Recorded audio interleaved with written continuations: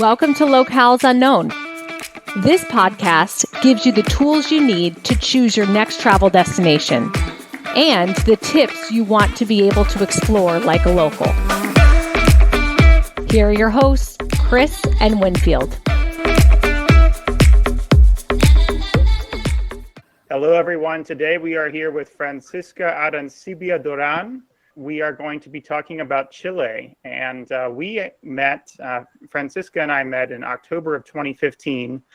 That was the first time that I visited Chile, and really beautiful country, the longest country in the world, has some of the most diverse climatic zones. You have the Atacama in the north, Patagonia in the south, and Santiago, Valparaiso, and a lot in between. So welcome to the show, Francisca. How are you?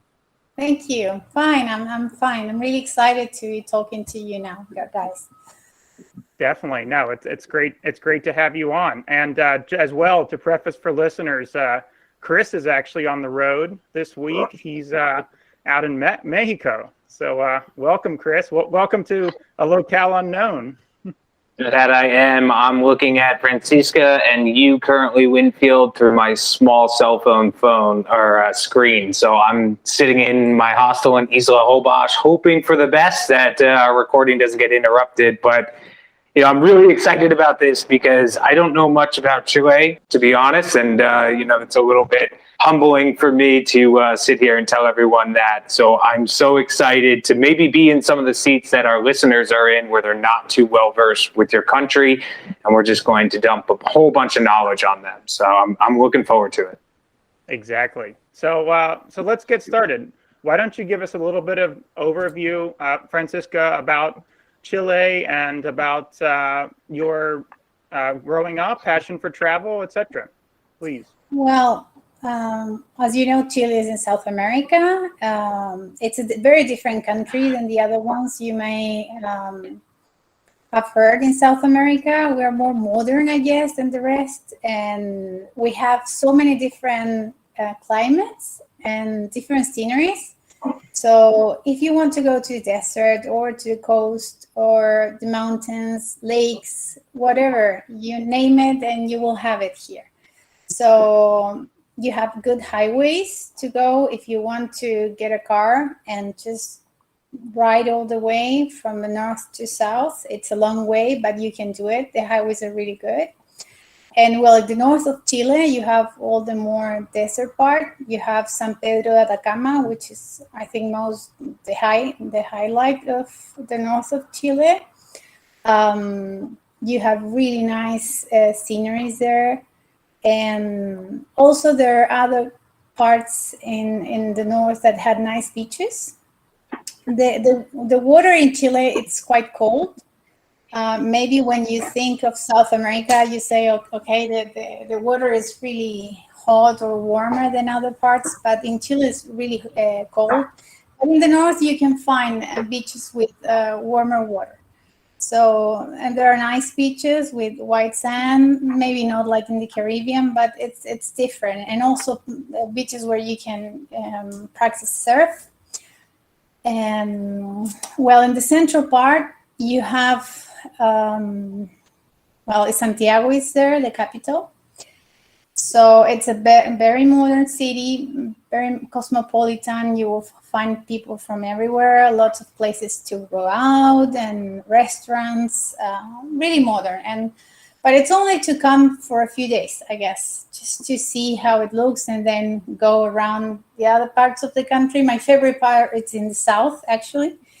And well, in the central part as well, you have many wineries because all the valleys are here. And as you know, the Chilean wine is very well known everywhere. So you can make some tours around the central part in Casablanca and Colchagua, Santa Cruz, which are the most famous places, I guess. And I think one of those wineries was in the 50 most beautiful places to visit in the world on the winery places. So I don't remember the place now, but it was on that list. And well, the south is my favorite. You have all the lakes, over there, and it's also Carretera Austral. I don't know if you have ever heard about that. It's Patagonia. And well, that's my favorite. I really like to do lots of outdoors and trekking. So if you like that kind of a more adventurous lifestyle and kind of travel, the south is your place. It's really nice to go there. We have so many national parks in that part of the country, and they're really beautiful, and they're protected, so you will find all the forests and very nice places to visit. One of my favorites is in Conguillío in the 9th region, one of the most beautiful I have found so far. Recently, well, before the pandemic, I went to Carretera Austral, the north part, which starts in Puerto Montt. And that's something I really recommend to anyone. Like, we took a car and took some ferries along the way. You won't find so many tourists, and most of the tourists are foreigners. Because it's really expensive. One thing of Chile that is not so good for us is really expensive to travel here. Well, Chile is one of the most expensive countries to live and everything in South America, I guess. So traveling here is not cheap, but I think it's worth it. So sometimes for us, it's better to go for 2 weeks to a resort, all inclusive, somewhere in the Caribbean than traveling our own country, because it's really expensive. And Carretera Austral is actually really expensive. So that's why you will find more foreigners than Chileans. So we took a car and started in Puerto Montt, and then you visit the most isolated and small villages and towns. You have lots of national parks. You can be walking around for days. We went to Pumalin National Park, which was a private reservation at some point. Thomas Tompkins was the creator. I think he's actually from the US. And it's really well preserved. And you have all the occasions to go around to the trails, and you have different options to stay in, like really expensive places and 5-star hotels, and others that are also expensive are more modest. But that's a part I really recommend. Lots of lakes, lots of nature. So if you're looking for nature, the south is your place. There's also other parts in the south, which are northern, not Carretera Austral, which are my favorites, and Pucón. It's in the, if I'm not wrong, in the 9th region. It's a small town, and you have lots of things to do around. When I was at school, like at the university, I used to go there with my friends every summer because it's really trendy to go there. It was at that time. And it's in the summer is not the best time because it's really crowded and packed with people. But if you go around, I think the best time to go to the south at least is between maybe October till first days of January, and then March and April, because it's not the high season, so it will be less expensive and you will find less people. But if you want to see lots of people, you have to go in summer, which is here, school summer, it's in January and February. What else can I tell you? Well, there's also, and maybe it's not, people doesn't know that Rapa Nui or Isla de Pascua, as we call it, or Easter Island is part of Chile as well. I had the chance to go when I was little, like 12 years old maybe, so I haven't been there in a while. But I remember that place was special. Like, it's not like the typical island. It's, at that time, it wasn't that developed, so it was like in its natural state. So it was really nice to go there.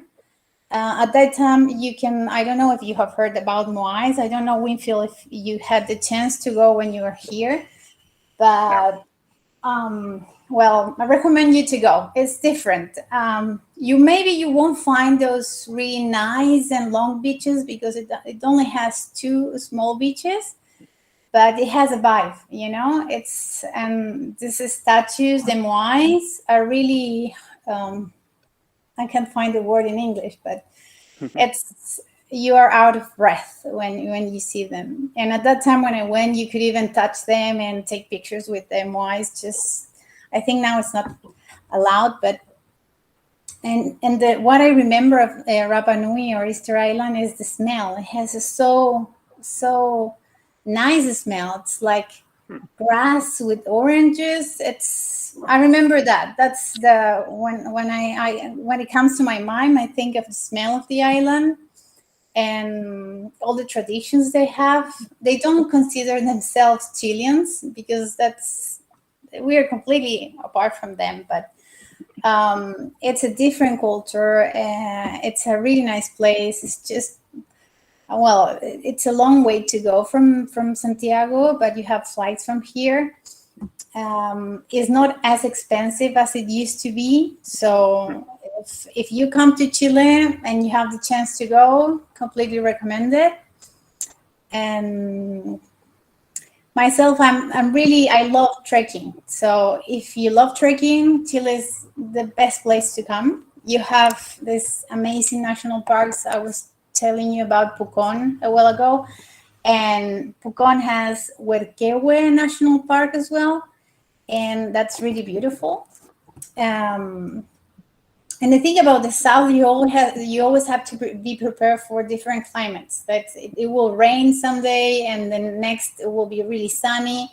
In the summer, it could be 27 degrees, but you can have a week of rain and lower temperatures. So in general, we don't have really hot temperatures like in other parties and other places. Chile is not humid, for example. It's dry. Santiago in the summer is awful. It's dry and really hot, for me at least. I'm from Viña del Mar, which is in the coast. So we have really nice weather there. I recommend you to go there. It's just a city by the sea.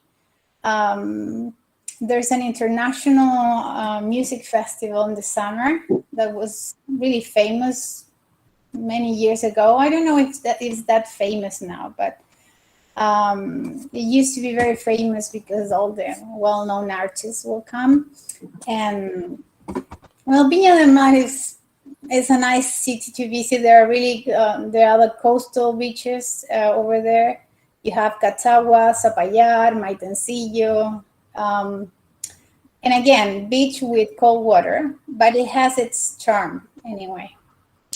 And if you go in November and December, the best time to go because it's not so crowded. I hate crowds, so I prefer places when are calmer.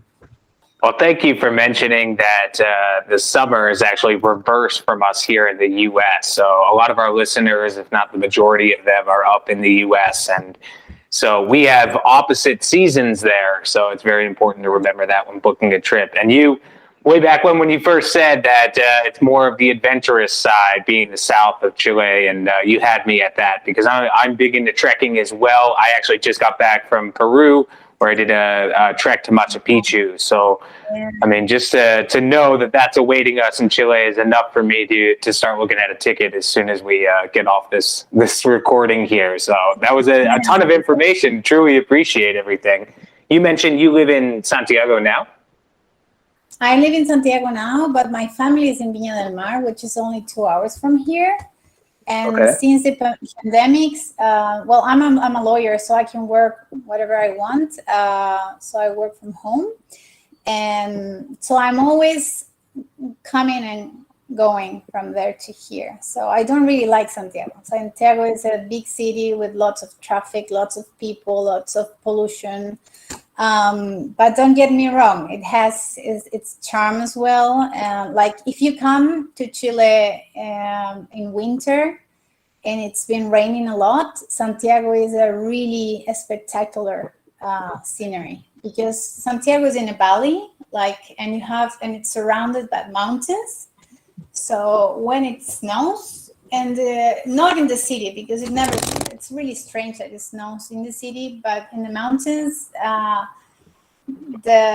you can take the perfect picture. It's really beautiful, and you have all these ski resorts really near, like 1 hour from Santiago. So if you like skiing, you can come May to August, and you will have good ski resorts to come really near the big city, and you can go from there to other parts of the country. And in the south, there are also places to go skiing as well. In Chillán, for example, Termas de Chillán, I've had the chance to go there skiing. I'm not a fan of skiing, but my family, so we went a few years ago, and Termas de Chillán is really beautiful. Corralco as well in the south. So if you have the chance to come skiing here, the places are great too. What else? I don't know what else to say, guys. As Chris said, that was a terrific amount of information, but also a great overview, because I feel like we could do an individual segment on each region. And going back to what you were just talking about with Santiago, I remember coming in on the plane thinking that we were going to land on one of these peaks. And I thought to myself, wow, this is the Andes. I mean, my goodness, I thought I was landing in the Alps in Europe or somewhere. It was one of the most stunning approaches for any international airport. And as you said, the skiing is world class. A lot of Europeans come and ski in South America during the summer, during Northern Hemisphere summer. So it's really, really well known. Also climbing as well. But yeah, just let's go back to Patagonia a bit, because there's so much to unpack down there. So Puerto Montt, Carretera Austral, just for a little bit of context, it's kind of would you say it's a more of a, I guess, a Route 66 style of Chile, in the sense that it's very, it's famous in South America because of the scenery and because it's so rugged.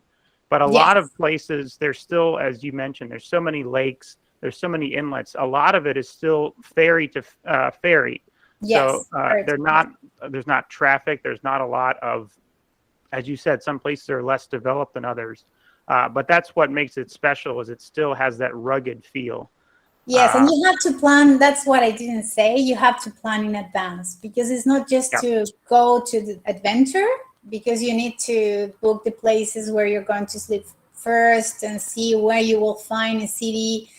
And the ferries, you have to have that information clear, when the ferries come and go, which ones are working or not.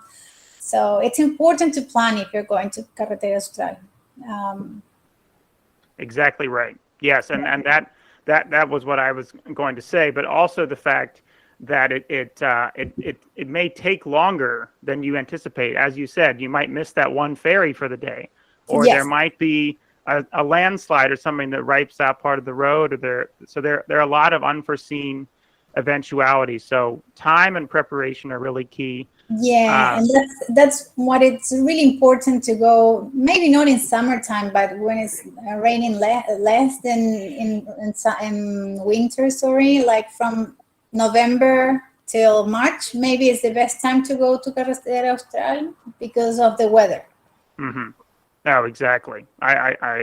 So that's the thing. I still haven't been to Patagonia because the last time I was in Chile, I didn't do enough preparation and enough planning. So I learned the hard way. So you will be in Brazil, so you can come. It's really a short flight.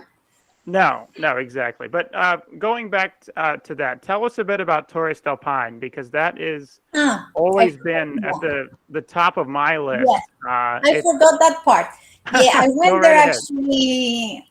As you can see, I love traveling. So I've been in Chile almost everywhere. Not in Carretera Austral, the south part I haven't been. Maybe this year, I'm not sure. Because I'm going to Colombia next month. So I don't know. So Torres del Paine is to get there, you can come from Santiago and take a flight, because it's really a long way if you go by car. You have to take a flight from Santiago to Puntarenas or Puerto Natales. Like, that should be your base. Puntarenas is a small city, very south. Small city, has a really nice cemetery. It's one of the highlights. And Puerto Natales also really is like a base to just sleep there and eat, go to restaurants, nice as well. But from there you can take all the day trips or start your way to Torres del Paine. You can do Torres del Paine like I did, because I'm not like a camping girl. I like adventure and trekking and all that, but not camping. I need my hotel. So you can do it anywhere. And well, you can do what I did was an 8-hour walk to go and come and get to Bases, Base de Torres del Paine, the base of Torres del Paine, which is the typical picture, with the typical picture over there. Right. So, and it's really tiring, but it's really worth it. And you can do that just to see that place. All the way to that place is really beautiful. You have lots of trees and mountains. It's really worth it. But you also can do more like a circuits over there, like the O circuit or W circuit. I have never done that, and I don't think I will, because you need to camp. And those are, you need more days and lots of planning to do that. That's important to tell the people who's listening to you. You have to plan in advance, because there's only a few. It's a limited amount of people that can do it. I think so. So and it's also important that when you go, you check the weather and all that, because you need to be fit to do it, because it's many days walking. It's 5 or 6 days. I don't remember. I think the O circuit, it's more difficult than W. The W circuit is more common. Mm-hmm. People do that more often. But Torres del Paine, it's really, really nice. I went in summer. I remember it was February maybe. And it's cold. It's not like the more south you go, it's colder. So you have to be prepared with with good shoes, good jacket, because even if it's summer, it's going to be cold. And you have to be prepared to do trekking. I was really impressed when I look at people and they have these sneakers they were not prepared for the occasion. And it's dangerous to do it as well if you do it that way. But it's completely worth it. You can do it if you do what I did. It only takes 4 days maybe, and you can go around Puerto Natales and what was the other city I told you? I forgot. Puntarenas. Puntarenas. Yeah, Just 1 day for Puntarenas. It's not, you don't need more than that. And Puerto Natales, you have really nice hotels and restaurants, and the food is great.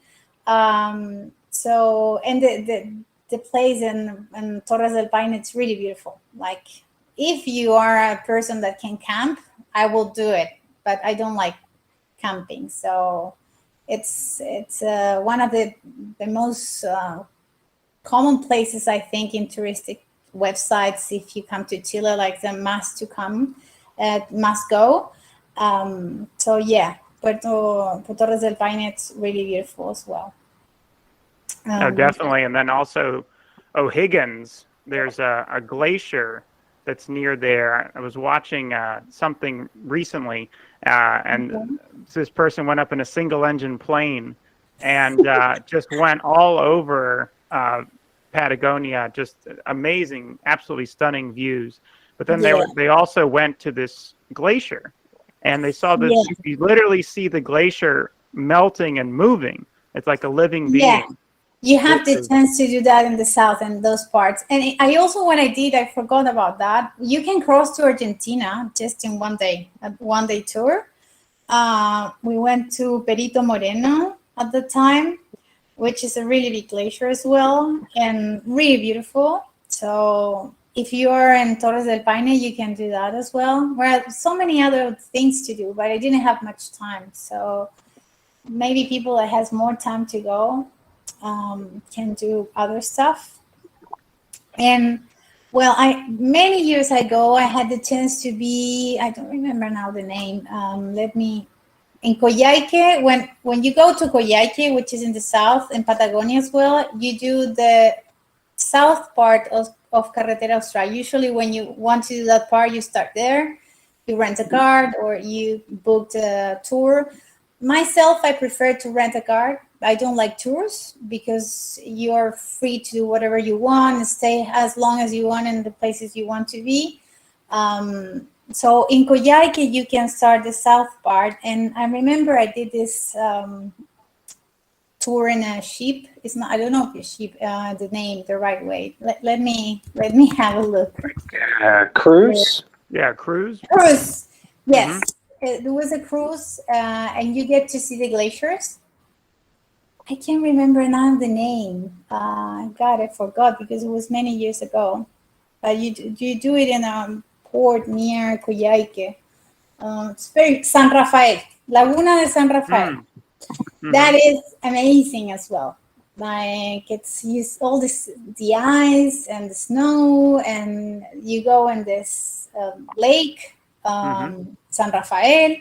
That is really beautiful, and you can do a cruise you can do it just for the day or for a couple of days, and you get to be just next to the glaciers. So that's one thing to do as well. So then as far as planning a trip down there, it sounds like with all these different options, it could go anywhere from 5-6 days to 2 weeks, depending on if you're doing the backpacking. Is that, just so I'm understanding correctly, that there's just so many options to basically explore the whole region is an entirely different trip? Yeah, that's right. And what I would recommend is to stay a few days in every place, not just be one day in some place, 2 days, because if you want to go to a national park, for example, you will need 2 or 3 days to really explore all the trails, which are really nice. And I'm here, so it's easy for me to plan 5 days somewhere, 5 days, but I think it's a way to really enjoy it. And sure. Since you have to take flights to get there, it's not like it's not like in Europe, like you drive 2 hours and you're in another country. Here you have to fly everywhere. So usually I go for a week or 5 days at least to really enjoy the place. But if you will ask me, my favorites in Chile will be in the south, definitely. And San Pedro Atacama as well. It's completely different, but it's magical. It has a vibe, San Pedro. In the north, right? No, and let's talk a little bit about the north, because I mean, as you have correctly summarized, the south is nothing short of world class. It's amazing. Yes. There's so much to see and do.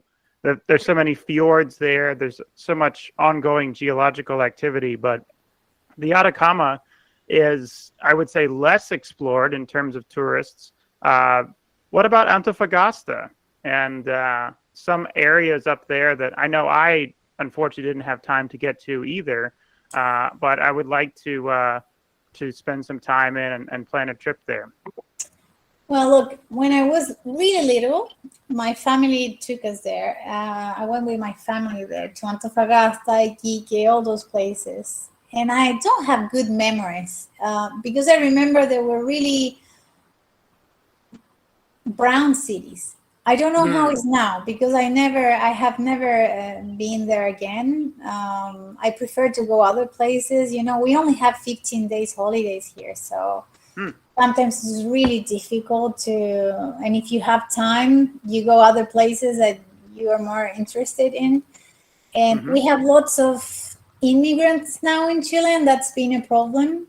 So in those cities, I don't know if the best place to go to those places right now, because there are some problems, lots of immigration, like illegal immigration right now. So people is sleeping on the parks, on the streets in those cities in the north, because it's easy to come from Peru, Bolivia, and so I don't know if right now going to those places is the best,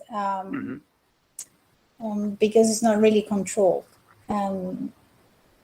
But just as to, I don't know if you heard about the social crisis a few years ago in Chile in 2019. And a new constitution this year. That's a mess. I didn't know. Well, we are not talking about politics now. I was going to say, but we have elections at the end of the year. So let's hope we have a better future now. Right. But a lot of societal change, to sum up your point, in the past few years. Yeah.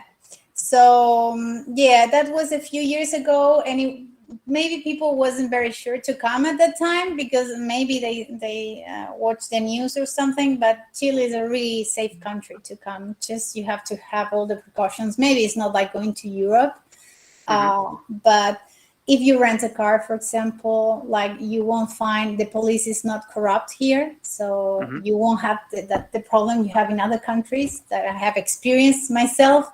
So that's really safe to come. Maybe in Santiago downtown you have to be more careful, but in the rest of the country it's pretty safe. And in the south, like people is very friendly, you won't have any problems. So it's safe to come to Chile. No, that's exactly right, and I remember feeling that way at the time. And of course, I mean, Chile, the wealthiest country in South America, maybe along with Uruguay. So a very high standard of living, as you said, very good infrastructure. One thing that I remember going from Santiago to Valparaiso was just so many tunnels and very beautiful, brand new tunnels. Really, the roads were great. Everything, it's kind of in terms of Western infrastructure being on par with that. It is some of the best that I've seen, especially in South America. Yeah, you're right. If you compare with other countries in South America or in Latin America in general, Chile has good infrastructure and is very modern. Like I've been to other capital cities in Latin America, and I was surprised because you can see big buildings here, and it's like being in just another developed country. It's clean. Well, the traffic is horrible, like in any other capital city in Santiago, but we have a good infrastructure. No, definitely. And that what we definitely have to talk about the food as well, because one thing before I traveled down to Chile that I was really excited to try is Chilean sea bass, because that's one of the main dishes in the U.S. that Chile is famous for. But when I got down there, I realized that it wasn't exactly the same name. Maybe it goes by merluza or something different. Merluza? Yes. Yes, my pronunciation's terrible. Sorry. Yeah, we have lots of seafood. Like if you come to Chile, seafood, we have whatever you want. Like if you go to the north, there's also a place in the north I didn't mention before, Bahía Inglesa.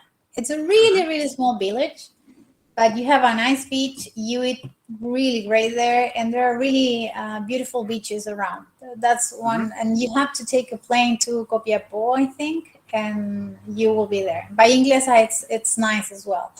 And the seafood in the north and well, in the whole Chile, it's really good. You have everything, like I will say it in Spanish: locos, jaivas, machas, salmon, merluza, reineta. Name it and you will have it. Like seafood is really good. Well, you have the typical empanadas, which I think it's not so typical. Many countries in Latin America have them. We have empanadas and mote con huesillo. That's really typical. It's a dessert made of mote. It's like a kind of trigo.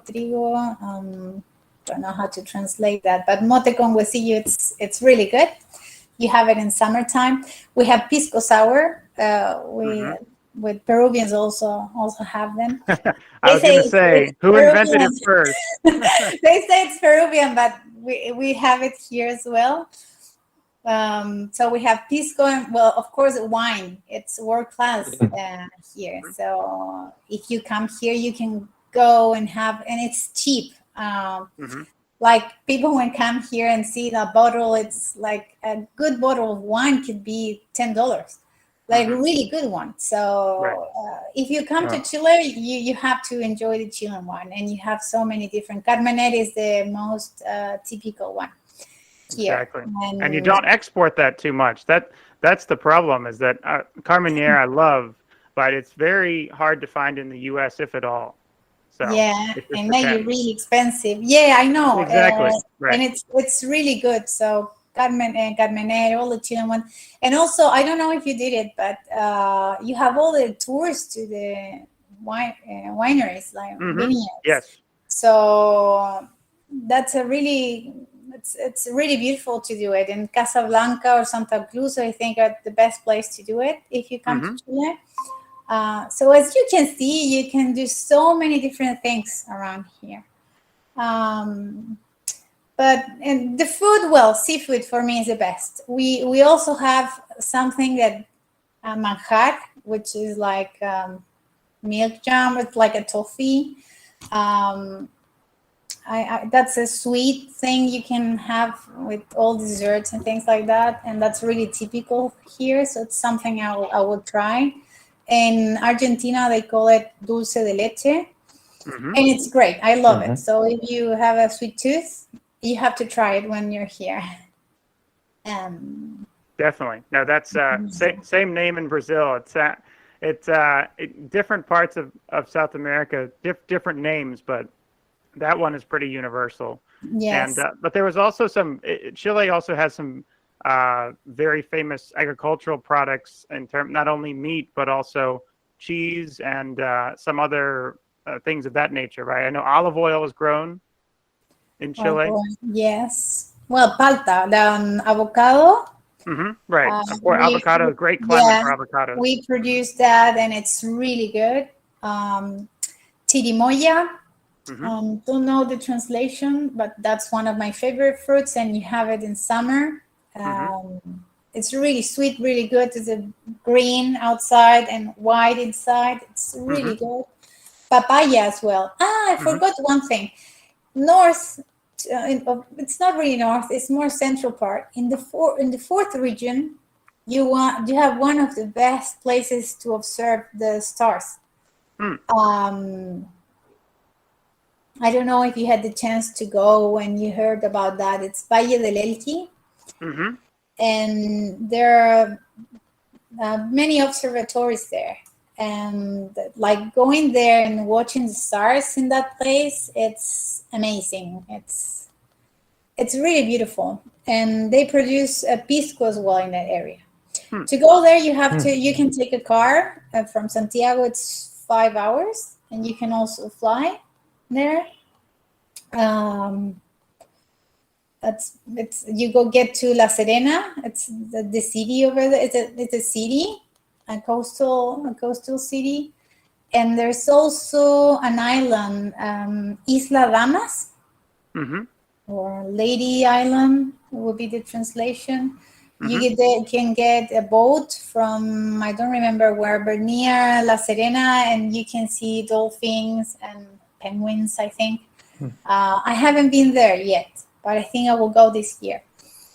And Valle del Elqui is also a place where you can go if you want to just disconnect. It has a special energy, Right. And you can see the stars over there. There are observatories if you're into astronomy. You can go there as well. Now you were talking, I remember places. And you mentioned in the beginning that there's some good places for surf as well, if I heard you correctly. Yeah, Punta de Choros. I'm not a fan of surfing, so I'm not the best to ask, but I know that to practice surf. Punta de Toros in the 4th region, Puertecillo as well, I think. Matanzas. Lots of people go there, and that's near Santiago. Matanzas is one of the places people go surfing. Yeah. So, cool. But I'm not an expert. Your preference is more to be in the mountains then. Yeah, I like nature. I like the green. Yeah. All that it's For green. sure. I love it. Yeah. Now, Chile shares a border with a very long border, obviously, with Argentina. But Aconcagua straddles it's right on the Argentinian side, but it also isn't part of it in Chile or very close to Chile. Aconcagua, the largest mountain in South America. Not really sure about that. I know you can, and it's really easy to cross from Chile to Argentina. There are many border crossings in the south of Chile. I actually did that. There's one really beautiful in Huilo Huilo.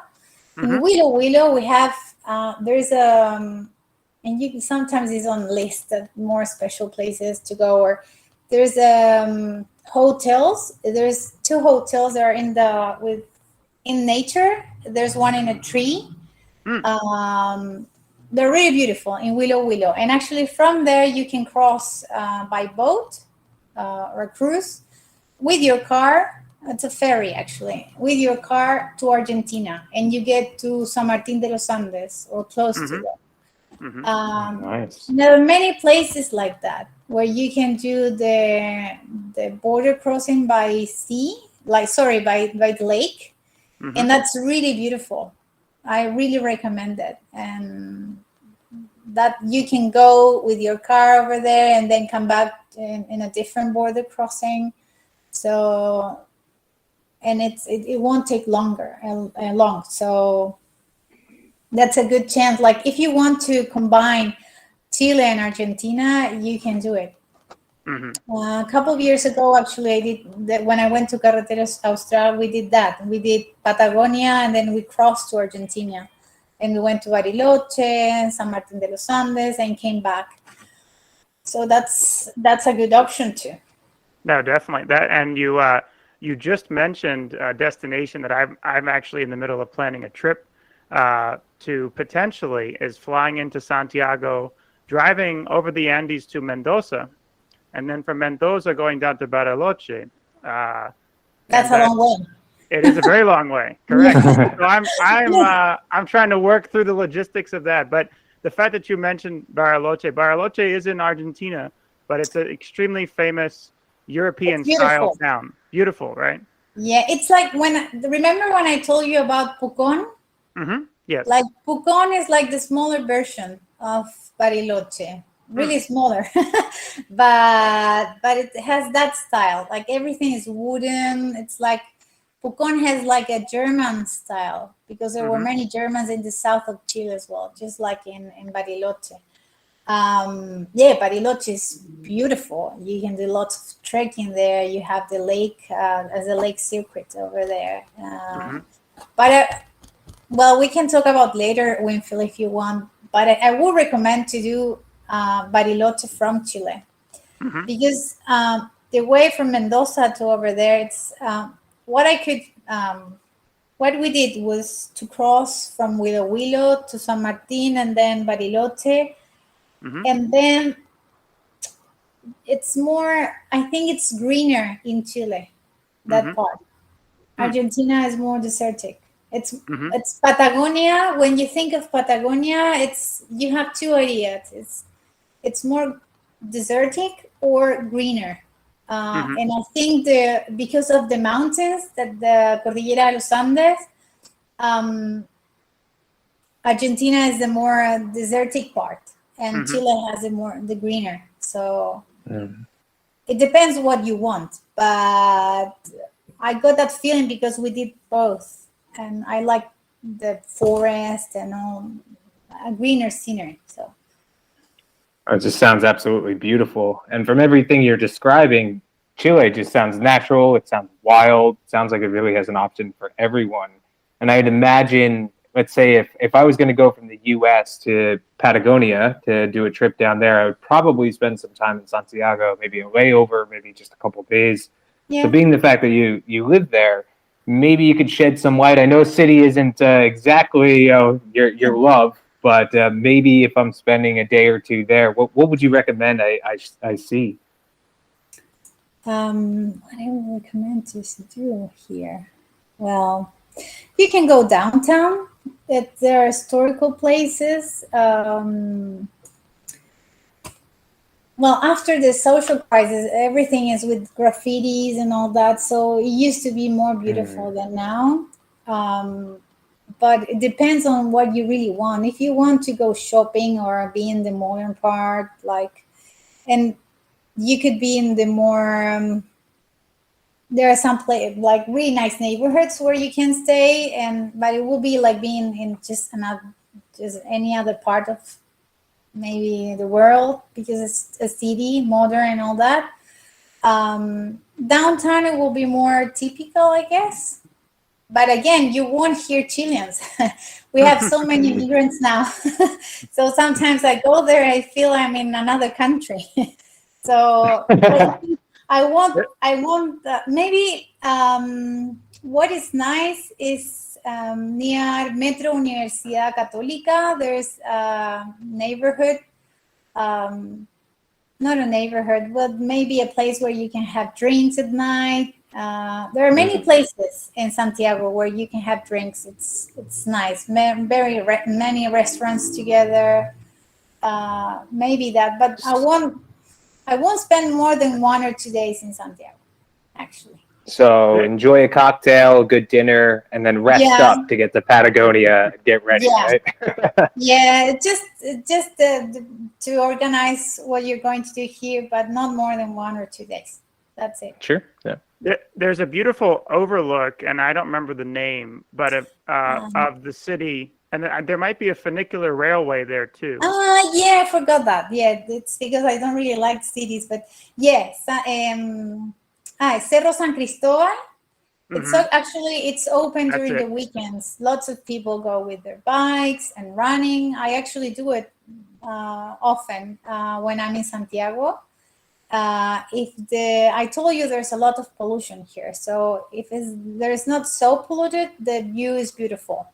You can get to see all Santiago, and there's also a funicular, as you said. And that's something to do, that you could spend half a day doing that, maybe. There are museums. I'm not a fan of museums. I'm more like a nature girl. But there's also museums here. You can, there's one really interesting. It's downtown. It's called Museo de la Memoria, Memory Museum. You know, we had a dictatorship here in the 70s. So they told you about that. Pinochet. Pinochet. How it was about that time. So if you want to know more about that and you like history, you can go there too. I love that, being a history buff. I love history as well. So actually, my boyfriend is Australian, and we went there when he came here last time 2 years ago. I took him there. I haven't been there before.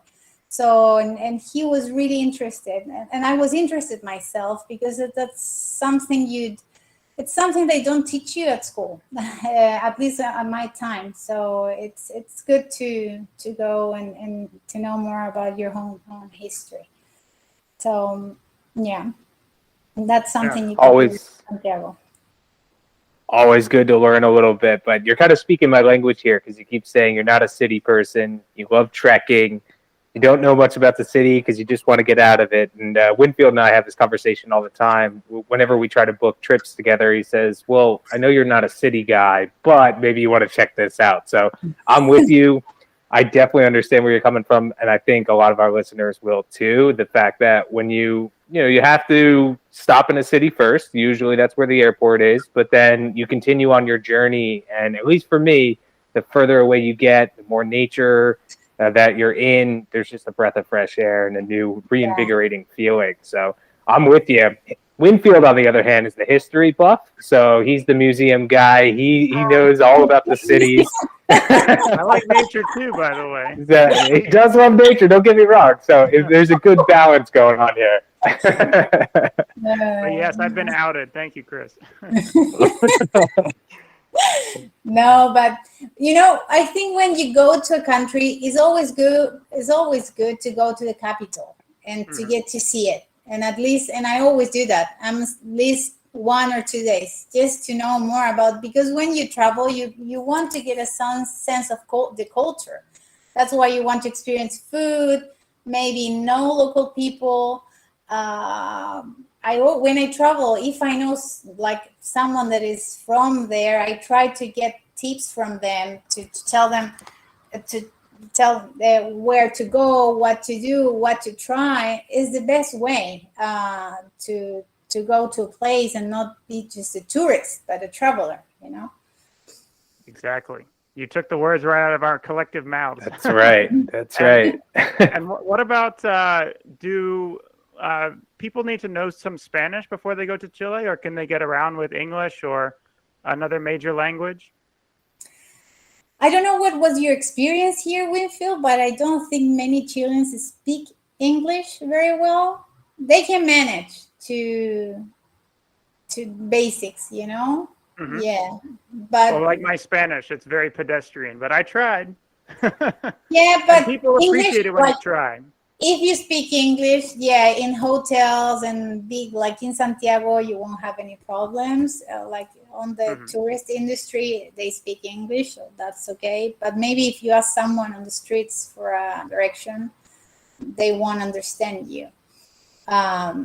So if you can learn a few words before you come, like hola, ¿cómo estás?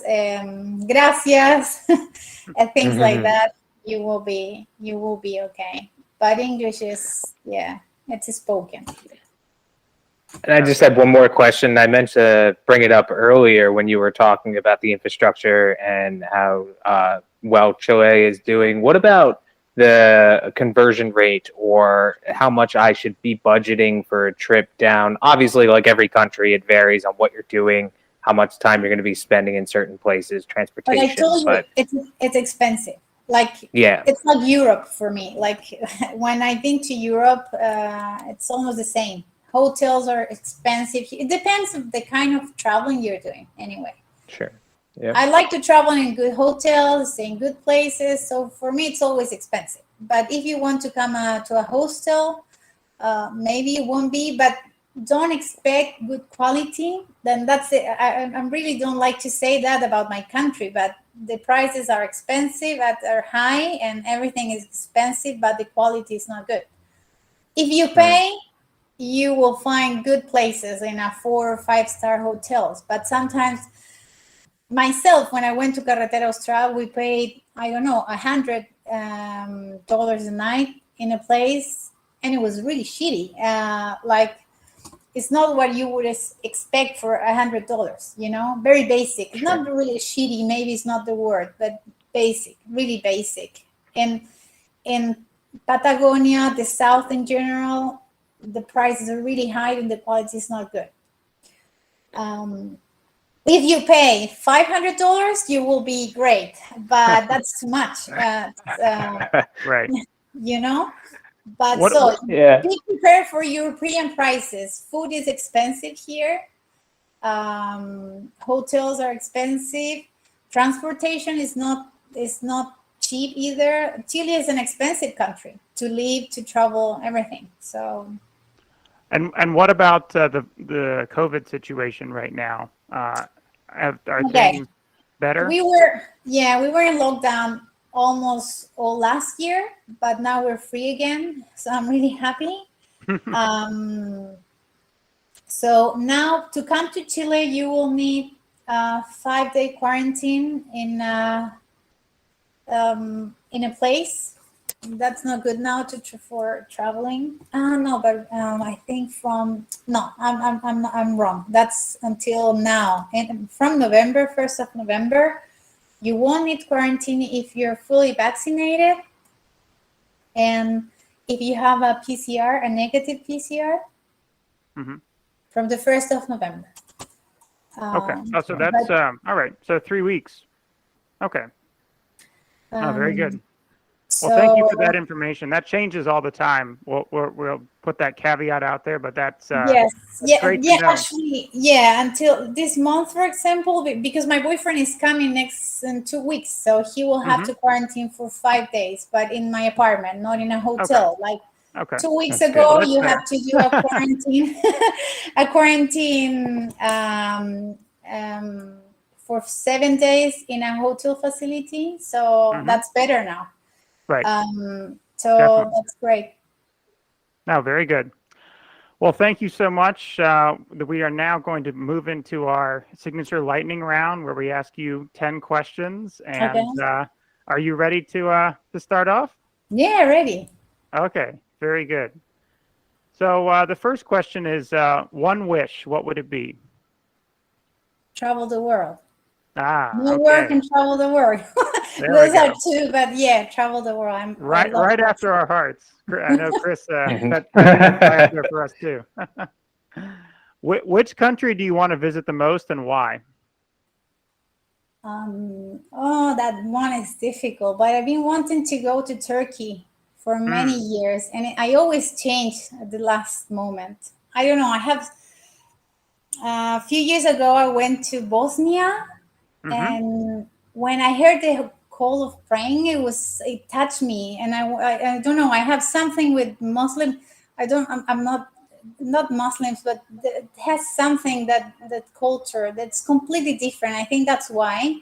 The architecture, the food. I love those sweets, the Turkish sweets, and yes, the food is amazing. I would like to experience it. It's a place I've always wanted to be, and also because of history. There's so much history in Istanbul, which should be. It was Constantinople before, so yeah, I want to go there for history and places to visit. That will be. I hope it's my next destination next year, maybe. Definitely. No, that's a great one. And what's one place or thing in Chile that you still really want to do? Carretera Austral South. I haven't been there, and I want to. That makes three of us. Yeah. Where we can Absolutely. together then. Right after Turkey. Yeah. Right. Strangest thing you've ever eaten? Strangest thing. I think really strange, really. Llama. A llama. Ah, okay. Yeah. Llama. Chris tried that in Peru recently. I don't eat red did. meat, but I tried it. And it's really soft, really tender, Yeah. It is reminded me of lamb. Have you had lamb before? Yeah. But I'm not I a had- fan of meat really, but I tried it because it was different. No. Now it's llama and cuy. Did you try cuy with the head and everything? Look at this. Yes. So when I was in Cusco, I tried cuy. So they prepared it. It was a whole long thing. It took 45 minutes. They said I could come and take pictures of this. Anyone who's listening here that doesn't know cuy, it's a guinea pig. And that was very interesting, just watching them prepare it and then put it in front of me. I didn't know what I was getting into, but it wasn't too bad. I kind of liked it. Yeah, I don't really like meat, but those things I tried because it's different. That's it. Yeah, they were definitely different. That's funny because I had alpaca as well when I was in Peru. So I loved it. I thought it was really good, but I'm a meat eater, so it's a little bit different. Yeah. What's your favorite thing about Chile? People. People is very the hospitality here. They will be great with their people is very nice to foreigners. Maybe not in Santiago, but you will experience it in the south. People is really nice. No, definitely. I concur with that. And we've already talked about this quite a bit, but what's the must-see attraction in Chile? If you could pick one place, where would you recommend? Oh, that one is difficult, but the south, all of the south, but maybe Torres del Paine. And my favorite forever it's Conguilleo National Park because I love trekking. So the third will be Pucón. Very good. And what's one tip that you have for travelers? For travelers coming to Chile, come with lots of money because it's not cheap. Over If budget. you want to enjoy it. No, okay. All right. Yeah. That's an honest one. I like that. Yeah, it's honest. It's just one because people from US or from Europe, when they come here, they think like Peru it's really cheap. You went there, Chris, so right. you know. Yep. So everyone thinks it's the same, but everything is double. So you have to be prepared for that.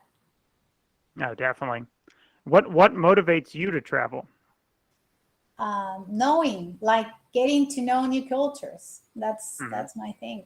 I love history as you do. So it's a way when you want to do documentaries on Netflix, for example, and you got the chance to be in those places. It's like you live history when you're in a place. You get to know the people, the food. It's not something they told you about in the books or someone told you. So you get to experience life, other cultures, and that opens your mind. I think that's the best. You're not people that travel is completely different than the other ones that just stay in their own culture and their own ideas. So that's what I like. The books, documentaries, word of mouth, nothing matches up to just standing in front of this thing, whatever it might be, nature or something man-made. It's pretty incredible. Absolutely. I think that's a big reason for us. The emotion that gets you Yeah, it's inspiring for sure, and humbling in a lot of ways too, which is always a good feeling. And it makes you feel so small because that's it. Yeah, you're just like a tiny thing in the whole world. Yeah. Definitely. I couldn't agree more. And which mode or modes of transportation do you recommend in Chile? I would recommend to rent a car. If you're maybe fly to a point and then rent a car. I think it's the best way to know a place because you can stop in all the places you want, take pictures.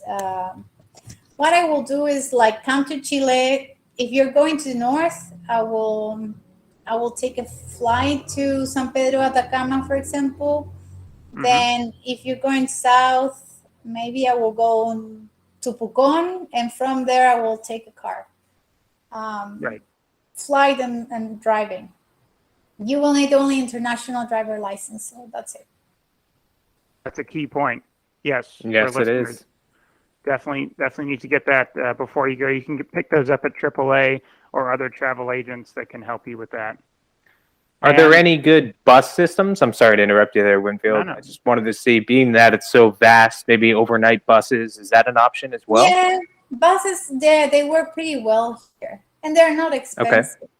But why I'm telling you to drive, because in the south, there's so many nice places that you will experience better if you drive, because you can stop in different places if you want. Yeah, that freedom and flexibility is always a plus. And that's kind of what you're paying the premium for, instead of just looking at the bus window and not having control. For sure. And final question, if there was one experience that you could relive in your life, what would it be? I had the chance to live in the UK for a year. I will do it again, all over again. Yeah, I was young. I was 18, but it was the best time of my life, so I will do it again. Very good. That's a great way to sum up. It's the love of travel. It's once you catch the travel bug, it sticks with you for life. Yeah, that's true. Well, thank you so much for your time today. We had a great time talking about Chile, and we hope to both see you down there soon. Of course. I'll be waiting for you guys. We really appreciate the time, as Winfield said. Thank you so much. I walked into this not knowing too much, and now I'm really looking forward to getting down to Chile for sure. I hope you can come, Chris. Thank you so much. Bye-bye, and thank you, guys.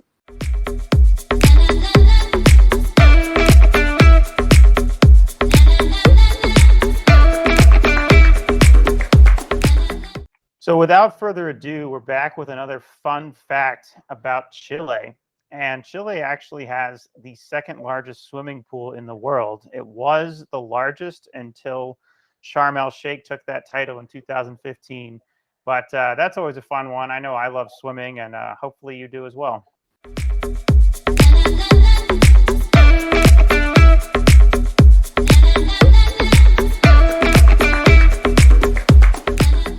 Well, there you have it. Another fun fact about a locale unknown. Thank you, Winfield, and thank you, everyone, for tuning in to another episode with us.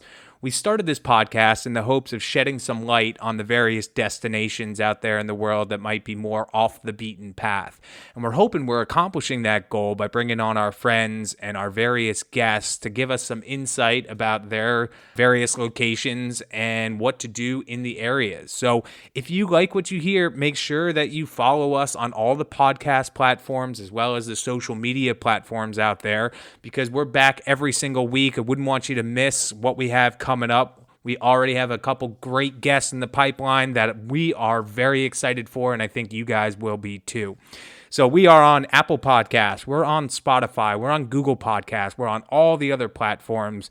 Locales Unknown. Go ahead and hit the search. When you find us, be sure to hit the follow or subscribe button. And if you're an Apple Podcast user out there, please let us know how we're doing. We're building this for you guys. So scroll down to the bottom of Apple Podcasts and go ahead and leave us a review and maybe some comments there. Also on social media, we are very active on Instagram, on TikTok, on Facebook. We have our YouTube channel, so feel free to go ahead and drop us a line. We have our website, localesunknown.com. You can find all of our episodes there. And if you want to reach us directly, we have our email address, contact@localesunknown.com. Maybe you have some suggestions for us. Maybe you want to introduce us to someone that you think might be a great fit for the show. We are all ears. So once again, thank you so much for listening. We'll be right back here next week with another great episode somewhere out there in the world. Stay tuned.